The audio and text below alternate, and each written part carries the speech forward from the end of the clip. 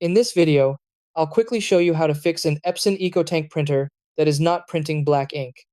This works for the ET2, 8XX series, and most other Epson EcoTank models. Important steps. 1. Soft reset. Try first. Turn the printer off, unplug it from the back and the wall, wait 5 minutes, then plug it back in and turn it on. 2. Run a nozzle check. Go to Maintenance, then Nozzle Check. Load 1A4 letter page and print the test page. 3.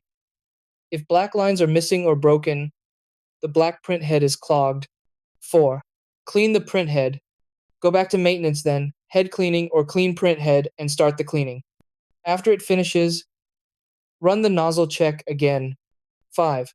Repeat if needed. If black ink is still missing, repeat the cleaning once or twice until the black lines print properly. 6. Last option, reset settings. Go to Settings, then Restore Default Settings, then clear all data and settings. This resets the printer, and you'll need to set it up again like new.